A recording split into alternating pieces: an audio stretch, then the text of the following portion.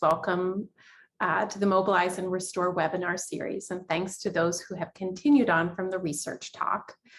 In this portion of the webinar, Pat will present a tutorial on estimating energy expenditure during exercise using wearable sensors. We'll take some more questions at the end of the tutorial, again using the Q&A panel. And again, feel free to start typing in your questions throughout the talk. And with that, Pat, go ahead and get started. You can go ahead and get started with the tutorial. Sounds great. So yes, now we'll talk about, because the system is open source and we've provided the materials on how to replicate it, how can you use a similar approach or this approach to estimate energy expenditure? And okay, there we go. So today we'll talk about a tutorial that focuses on Google Colab, and this is a cloud-based environment for running Python, similar to a Jupyter notebook. And if you're new to Colab, we've provided a link to a tutorial so you can get some background on how to operate it. It's quite simple. In general, you'll just click this plus or this play symbol here in the corner. Let's see if I can, in the corner of each cell, and that will run the code in that cell. And so here we provide code to first load the data that you'll use for this tutorial, and then process it in different ways so that eventually we can make estimates of energy expenditure. And so the goals that we'll talk about today are how do we perform data collection with this sort of device, so answering some of your questions about what does the sensor data have to be, how do we format it to make it useful. Then we'll look at interpreting the inertial measurement unit data for lower extremity movement. So we've provided some sample data from different activities. Then we'll pre-process this movement data for use with our energy expenditure algorithm, and then finally estimate energy expenditure. And if we have time, we'll look at trying to understand the data-driven model. So the first important factor is how do we select a useful sensor and how do we place the sensor on the body? So like we talked about before, it's important to use a sensor that can measure the most active motions that we're trying to capture. So in this case, running. And we want to make sure that for this, the device, the accelerometer can measure up to 16 Gs of acceleration, and that the gyroscope can measure up to 2,000 degrees per second of rotation. And we recommend that you sample at least greater than 50 Hertz, although we recommend more around 100 Hertz, to make sure that we get enough data to understand the movement that's occurring. If we have too few samples, we're going to lose a lot of information as a person is moving quickly. And so you can see here the system that we talked about before. So it has a microcontroller, a battery, and the two inertial measurement units placed on the thigh and shank of one leg. And we've provided the axes of orientation for the IMUs on the leg. So if you want to use a different IMU, you're more than welcome to. You should just orient it properly so that it follows these axes as the person is doing a quiet standing position. And again, like we talked about before, it can be sensitive to small errors in orientation. So we suggest you try to follow this orientation as closely as possible. Translation was less impactful on the error. So if you need to slide the sensor up or down the leg some amount, especially if you're trying to work with a different patient population, maybe it has different restrictions, translating the sensor doesn't really affect the error as much. So for loading and formatting data, we'll take the 12 inertial measurement unit signals and format them into an array. And so each column will be one sensor signal. So here we have the shank gyroscope signals, then the thigh gyroscope, then the thigh accelerometer, and then the shank accelerometer. And each row here is going to be a sample that we're recording in the data we provided. This is at 100 Hertz. And again, you could select a frequency that's fast enough to capture the motions you're interested in. And so to use your own data for our project, you can just format a data into an array just like this and save it as something like a CSV file. And you can load that into the Colab file that we provided and use our processing software to estimate energy expenditure with your own data if you'd like. Here we'll visualize some raw IMU signals. So this is the raw gyroscope and accelerometer signals for the IMU on the shank. You'll notice for the gyroscope that these are, it depends which direction, but you can see here some are smooth. For example, Z's in the sagittal plane and shows the rotation of the shank. And these accelerometer signals are a bit more noisy, and they have these sort of sharp peaks associated with accelerations or the foot coming in contact with the ground. And so now we'll switch to actually look at the code, and we can run through some of these cells. So I'll share that. Great. Just move this over here. Okay. So here we are going to now take these raw IMU signals and actually filter them using a low pass filter. And so here I'll show an example of running Google Colab code by pressing the play button. And what a filter does, or a low pass filter in this case, is it separates the signal into its component frequencies. So here you can see the raw signal in blue is quite noisy.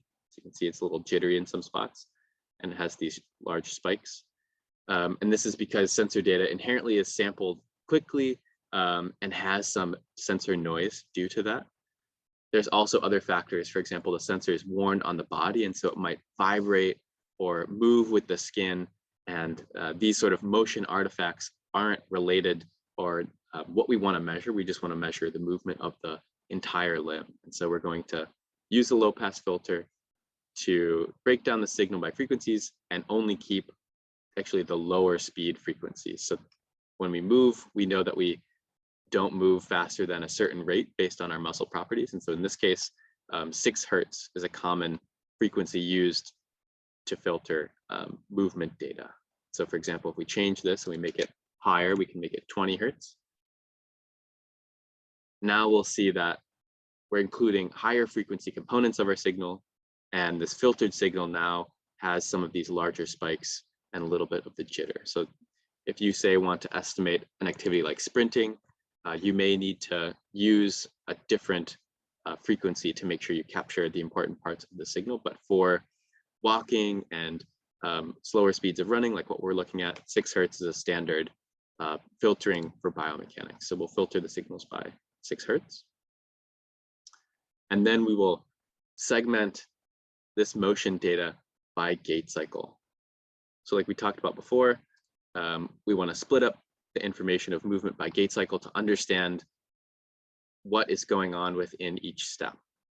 And so we'll segment gait cycle using a method of detecting peaks in a signal. So here, this is the gyroscope rate of rotation of the shank in the sagittal plane. What you're looking at here is essentially right before the foot comes in contact with the ground, the shank stops rotating forward and starts rotating backwards. And that's what creates this large peak in our signal. And so we can detect these peaks that occur right before heel strike to segment data into gait cycles. And so to segment them, we're actually going to use 2 variables to define how to segment this data. So first is we're going to set a threshold shown as this dashed line.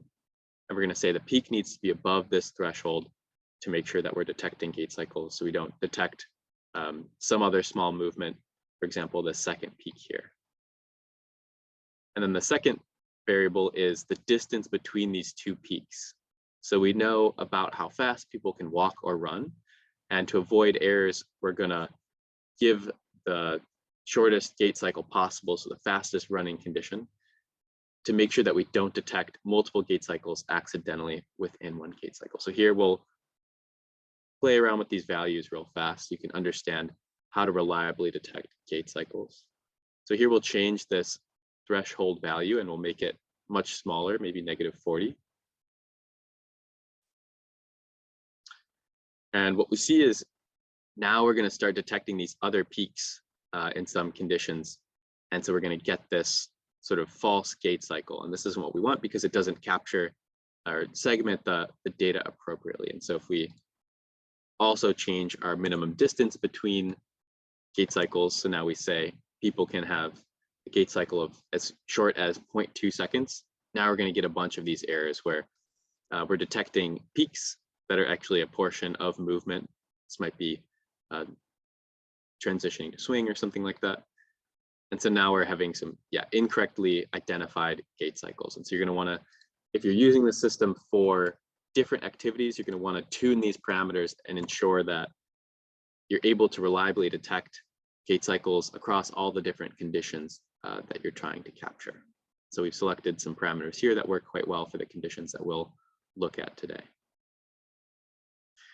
Next, we will format data within each gait cycle. So now that we've segmented the data by gait cycle, we need to make it into a fixed size. And so we talked about before how the data-driven model requires this fixed size of data.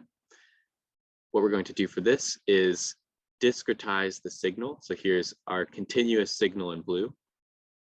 We're going to break it up into a fixed number of bins, or discretize it. And then we'll ensure that we have a fixed size gait cycle, regardless of whether this gait cycle took 2 seconds for walking or 0.7 seconds for running. So if we want to visualize how this changes with the number of bins, we can run that here. And now, for example, if we have just 10 bins rather than 30 bins, so the number of discrete values that we're going to change this signal into, you can see that we're losing a lot of information. So we're sort of starting to miss this first peak. And so that's not ideal. And this is also why you need to ensure that your sampling rate of your sensors is high enough to capture the fastest motion that you're interested in. So in practice, we found 30 to work quite well for the activities that we've looked at. Beyond that, increasing it to 50 or 100 did not improve accuracy, but decreasing it to something like 10 did decrease accuracy. So we recommend about 30. And now you can see here we have a fixed size output regardless of how long the gait cycle was. So now we've split each of the signals into 30 bins, and then we've added a couple parameters. This 3 here is the bias of the model and the participant's height and the participant's weight to pass into the model. And then the second value is how many gait cycles we've processed and we can make estimates for. So next we will load in our model and make estimates of energy expenditure using this formatted data. So here we have these energy expenditure estimates across a 6-minute condition. And you can see here that, we're seeing pretty consistent estimates between about 200 and 260 generally. And so there's slight fluctuations as people move, and these relate to the changes of those individual steps of motion. And to compare this to respirometry data, we can see how it performs compared to the ground truth, what the person's actually expending. So here we're showing these per breath measurements in gray, and the steady state respirometry value shown in black, which is quite similar to the steady state estimate of energy expenditure by our model shown here in dark blue. One thing to notice is that these per breath respirometry measurements are quite noisy. So you can see these peaks are over a larger range than our data-driven model estimates. And so this shows one benefit of using this data-driven approach is these consistent and reliable estimates from the start of the condition, like we talked about before. And so I think that's generally how much I was hoping to go through. We can talk through the intuition behind the data-driven model if we'd like, or we can transition to some questions first if that's more beneficial.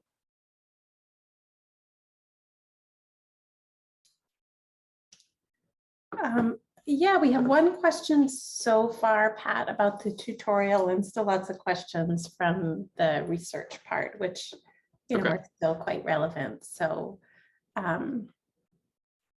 yeah, was there anything else from the tutorial that you wanted to cover? Otherwise, yeah, sure. We can switch over to questions. Yeah, I'll just go through the sort of understanding what the data-driven model is. So this is, we'll visualize the actual weights of our data-driven model.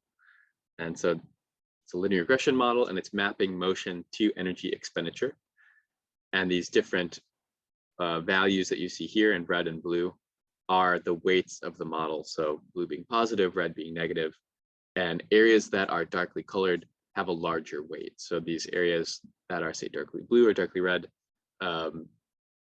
is where the model finds a lot of information in a signal. And so you can see that it's performing a pretty complex analysis of all of these different inertial measurement signals.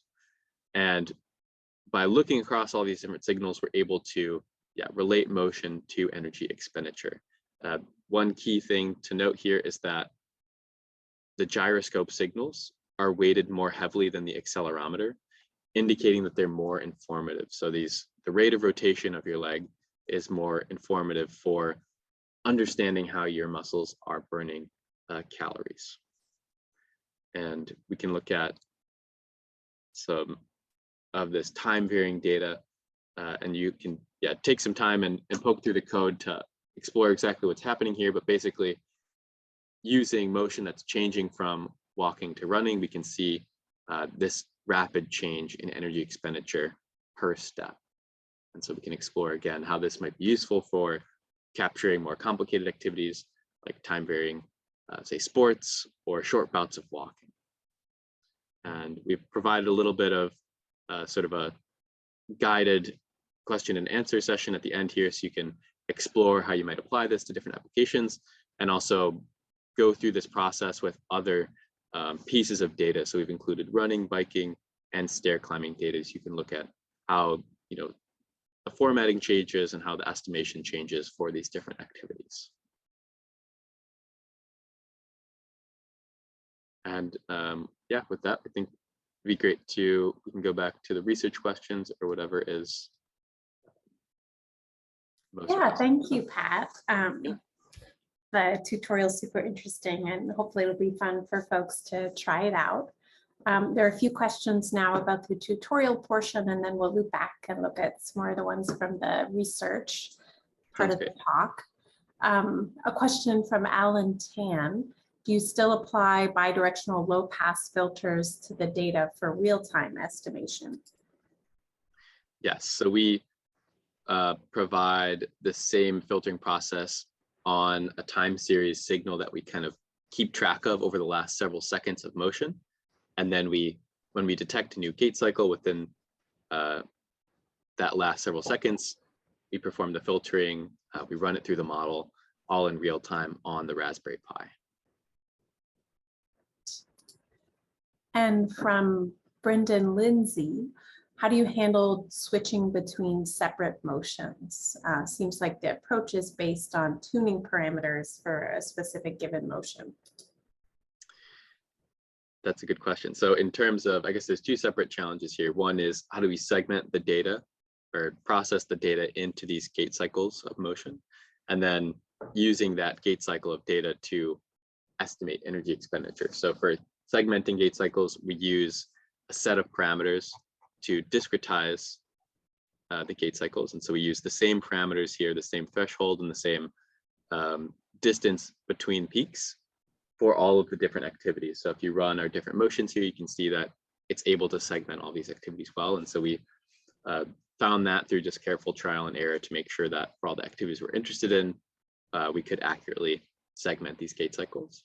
And then we pass that information into our data-driven model, which rather than classify what activity, it's relating motion to energy expenditure. So it's using a regression to get these estimates of energy expenditure. So we don't directly classify any activities with this approach. We just segment periodic motion in a reliable way and then relate that motion to energy expenditure.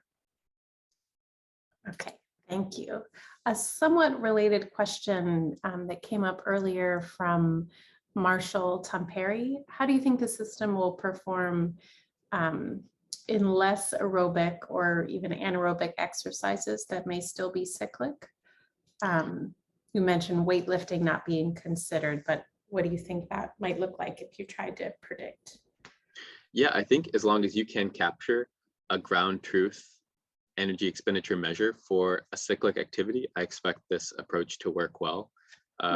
If you're going to focus on something like, say, upper limb lifting, you're going to need different sensor placements to capture that motion that occurs with muscle activity from the arms, for example. But I would imagine that an approach that separates those motions into the periodic movements and relates them to your ground truth measurement, that's going to perform similarly to how we've seen for these activities. I know that it's a challenge to get those ground truth estimates for anaerobic activities, so that might be one hurdle to overcome for that sort of approach. Okay. Now, Savik Dasgupta has a question about interpreting the estimated model weights figure from the Colab script that you were showing earlier.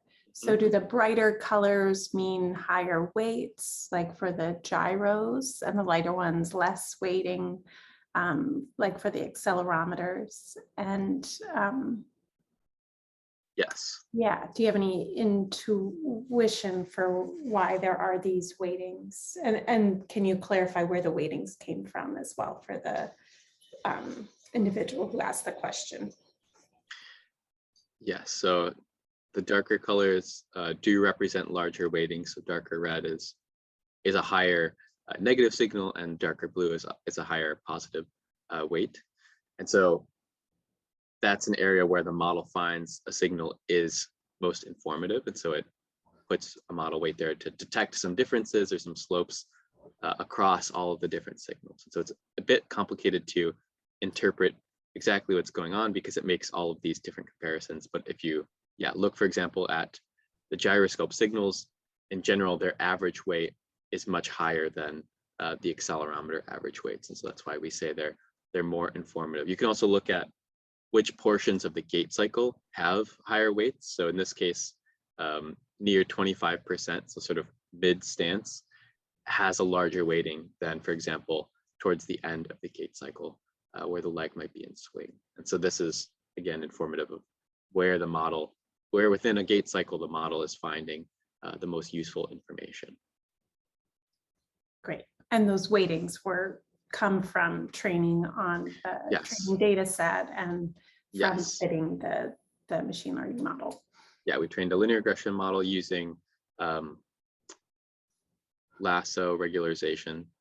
And with that, we're able to minimize the model weights so that we don't have this problem of essentially exponentially large model weights. So we penalize the model weights a bit, which is a common practice to ensure that you get sort of a reliable, regularized model. Okay. Now a question from Kim Ingraham. How much training data does the system require for an individual? Does it need representative data from all the activities that you're trying to estimate energy expenditure for? That's a great question. So in this case, we collect training data with a separate group that we use to evaluate the system. So we first perform a number of conditions, so walking, running, biking, stair climbing at 3 speeds, for example, where we collect data for one participant group, and then we evaluate how well the system performs with a second group of participants that we haven't used for training. And we evaluate it at different speeds of walking, running, stair climbing, and biking to emulate sort of a new condition.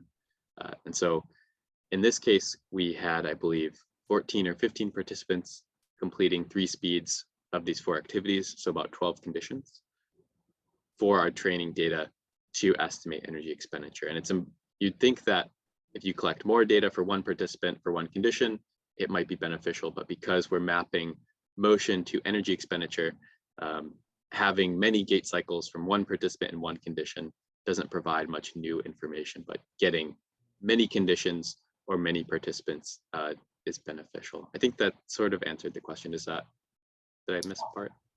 I think that covered most of it. We'll try to get through a couple more questions, and to the individual who asked, feel free to add a follow-up.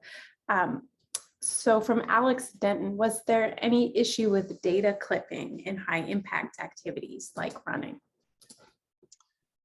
That's a good question. From the filtering that we performed, and I think the fact that we're using a sensor on the thigh and the shank, we didn't see or didn't have any issues with very large accelerations getting clipped or losing information from impact. If we used a sensor in the shoe, that might have been a bigger challenge. And also if we didn't have a sensor which could handle accelerations up to 16 geez, that could also introduce some errors. But by carefully selecting sensors and again, because the sensor is not directly on the shoe, we didn't see any challenges with impact.